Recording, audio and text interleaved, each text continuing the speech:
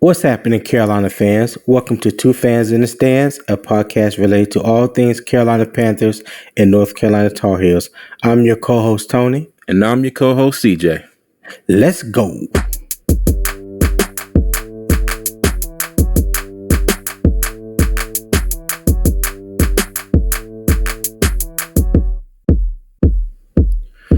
What's good, cuzzo?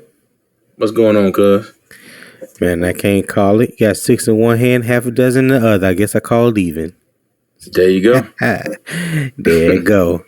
So you ready for this matchup Saturday against the Miami Hurricanes? I am. Even though they have the Hurricanes as a favorite, I'm still looking forward to this one. Yeah, I saw that. I was like, how are we 3.5 point underdogs and we got a 4-1 record and they only got 2-2? I have no clue. Yeah, it's all good. It's all good. So what are you looking for in this week's matchup? Defense. Okay. I think if the Tar Heel defense can step up and play the way they did last week versus Virginia Tech, I think we might have a shot at winning this. And I will go so far as to say we may have a shot at winning it kind of sort of convincingly like we did last week. Miami's offense is 6th ranked offense in the ACC. You know, of course, Carolina has the number 1 ranked offense. But I do believe that if the Carolina defense can put together another game like they did this past Saturday, I think we'll be okay. I think we will be okay. I think the key is they have to continue to get pressure. And I know I repeat this every week, but I will keep repeating it, and hopefully they'll keep hearing me and they'll keep doing it. They got to get pressure. So the defense needs to step up, right?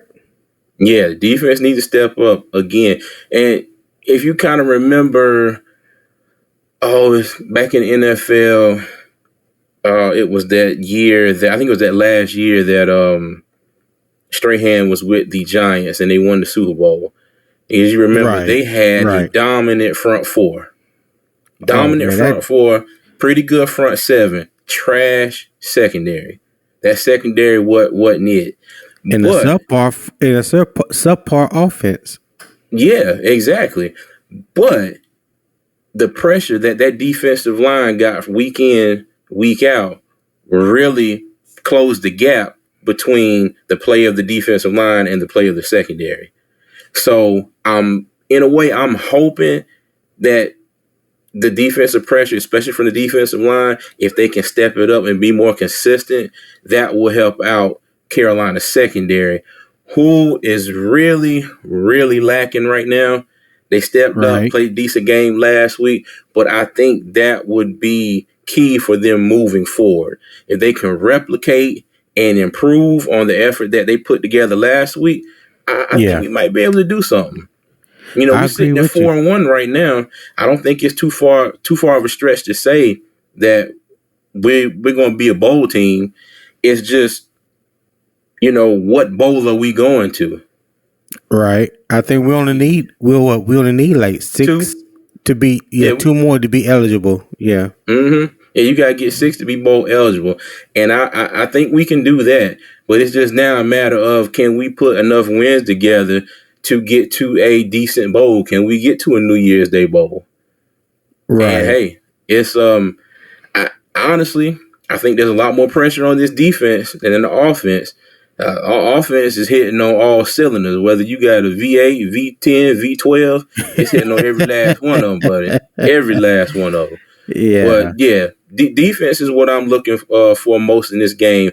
And I'm looking for them to maintain what they did last week and improve. If they slack off and drop back to what they were doing before last week, going to be in some trouble. Because Miami has looked bad. Yeah, Miami has looked bad these past couple games, but their offense is still there. They still have a good running offense, okay passing offense, kind of about equal numbers to what we saw to Virginia Tech last week as far as their pass offense. Right. as we all know, you get caught slipping one week, hey, it's not going to be good for you. So yes, defense again this week. Defense. What about you? What are you looking forward to? Well, I want to ask you before I jump into that. Let me ask you: do you think, or are you just hoping that the defense will match the intensity that they showed last week against Virginia Tech? Bruh, hoping. I am hoping because I'm not 100% confident at all. At Right. all. Because you see what they did the first 4 games of the season. You Oh see yeah, what they did. You see what kind I can't body of unsee work. Yeah, exactly. You see the body of work that they put together the first 4 games of the season, it. and it was, yeah, they did it one game. Okay. And like I said last week, I'm hoping that Virginia Tech is not a bad team and we just caught them. You get what I'm saying? And they're Yeah, I'm just going with to be you. a bad team for the rest of the season. But I've got to see that more than one game to jump on here and be like, yeah, these boys going to come out here and they're going to put in work. I'm hoping. There's a hope and a prayer right now.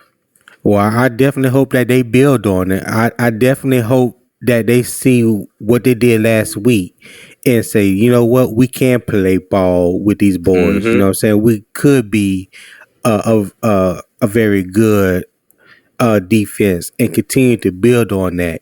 As each game Exactly. goes, as the season goes, they get just a little bit better, just a little bit better. And then Mm-hmm.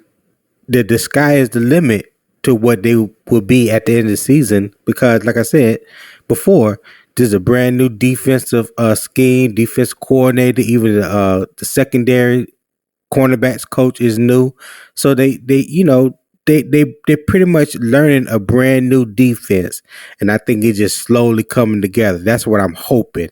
I'm hoping that it's slowly coming together and that they don't regress Mm-hmm. back to what they were before the Virginia Tech game. Praying. Yeah. Both hands tight. Yeah. So offensively, what I'm looking for Drake May to continue his hot streak. I mean, so far this year, out of 5 games, 19 touchdowns, 1 interception, and almost 1,600 yards. And I think Balling. he's completing over 70% of his balls. And Mm-hmm. like we've talked about before, we say it, week in and week out. He is just a redshirt freshman, so he definitely has room to grow. He definitely needs to Mm-hmm. tighten up his mechanics. He definitely Slide. need, yeah, that's a whole separate category by itself. Because if he don't learn how to slide, he damn near about to get killed out there. Mm-hmm. Yes, He's like sir. I don't know. It's like a race car, a Formula One race car. They done shorten the wheelbase, to the inside, and just the slightest little turn, and he gonna flip over Yeah. because you can't get the wheel. Somebody didn't get the wheelbase right. He just need to learn, like you say. He just so he just need to get the. He just need to learn how to slide. Don't take no Uh-huh. unnecessary hits because right now he is the most valuable thing to our offense. I know Josh Downs is Yes, balling, he sir. doing his thing, but Josh Downs can't get the ball if Drake May ain't throwing it to him. Don't get me wrong, Jacoby Criswell is no slouch neither, but right now Drake May is in there, so that's who we hanging our hat on, and you can't argue with the numbers. So. Nah, he locked in. Right, yeah. So that's why I'm hoping that he continues his hot streak, and I'm also hoping that the run game gets going. The Mm-hmm. offensive line thus far has protected very well in pass protection, but it seems like their pass protection is better than the run blocking, which is odd to me because typically it's your run blocking that's first, and then the pass blocking is something that you have to work your way into. Yeah. Okay, so I just want to see better uh, pass blocking from the offensive line, which I think in turn will help the run game get going because they got they. I don't want to say it became stagnant, and I don't want to. Yeah. So basically, I what get I what you're think. saying. Well, no, yeah. I was trying to figure out in what context I want to put it in, because in the first 3 games of the season, we ran the ball really well, but Hmm. against lower level competition. We talking about App State, Florida A&M, Agree. and who was the Georgia other State. one? Yeah, Georgia State. But against like Virginia Tech, we didn't run it that good. We had good per carry yards per carry, but we didn't Yeah. run the ball as many times.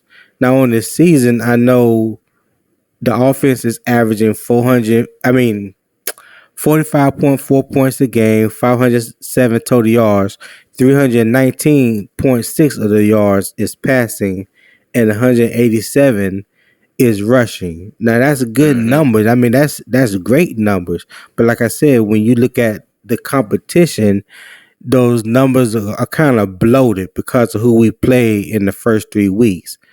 So I just want to see that the run game steps it up a notch, because the competition is going to get better. You know what I mean? It's You're right all about that. ACC. It's all ACC play from here, right? So Hmm. you have to match that competition. So we'll see. I think I read that Mac Brown said Caleb Hood is going to start at running back again this weekend, because I think he gives them a Okay. little bit of juice. Amari Yeah. Hampton, he's that battering ram, you know, and I think it's good to like bring him in, off the bench per se. But I think Caleb Hood will give you that juice, because he definitely gave them some juice last week, right? He sure did. So what you He think about the sure did. offense? I agree with you. I agree with you. But that is kind of weird that we're pass blocking better than we're run blocking. Because if you Yeah, look at the games, when they open the holes up, the backs are out. yeah, There's yeah. no um I like to go back to, one of the running backs that I used to hate back in the day, that Who's played for the that? Panthers, Deshaun Foster. Yeah, I promise you, to You me, didn't now like this just Deshaun Foster? I did not like Deshaun Foster. All the memories I have of him were the whole opening wide as the Red Sea, and he going around the corner and running into about 10 tacklers. I'm Yeah, serious. That he year when did they live went to on the the Super Bowl, outside. yeah, him and Stephen Davis were total opposites. Stephen Davis hit the hole. He wasn't the fastest back when he was with the Panthers, but he hit the hole. He hit it hard, and he ran. Listen, And the Tar Heels, when the holes are there, the backs are through them. They are through them, and they are 10, 15 yards down the field before anybody even gets a finger on them. So, yeah, like you said, if they can shore that up and get those holes open for the backs to go through, Miami gonna have a rough day with a running game. I mean, we literally have, and I say, a 4-headed monster at running back, because it's at any point, any one of them can go off between Petaway, Hood, um, DJ Jones, Petaway, Hood, DJ Jones, and Amari I was just Hampton, Amari Hampton. Hampton. Yeah, my apologies. I had a brain fart that gonna quick. But Oh, yeah, no worries. we literally got a 4-headed monster at running back, and if the line gets those holes open, it's gonna be a bad day for that Miami defense. Yeah, Now, I I can't I think. can't say that with certainty. Oh yeah, I think Caleb Hood brings a little bit of power and more speed. He's like Hmm. the in between Amari and Hampton and JJ Jones, right? So I Yeah. think having being able to create that juice, from the beginning of the game is what they're looking for. So I hope that Hmm. that's what happens, and I hope it continues. And like I said, I just hope that it progresses. So you got anything Hmm. else you want to add? No, that's it, man. I'm gonna just, like I said, I'm gonna keep my hands tight, prayers up, and hopefully it's gonna be a great day to be a Tar Heel. Hey, Tabernacle. Preach. Well, that would do it for us on Two Fans in the Stands Week 5 preview of the North Carolina Tar Heels versus the Miami Hurricanes, Saturday at Hard Rock Stadium in Miami Gardens, Florida. Check us out after the game as we give a full game recap of the Tar Heels and Hurricanes matchup.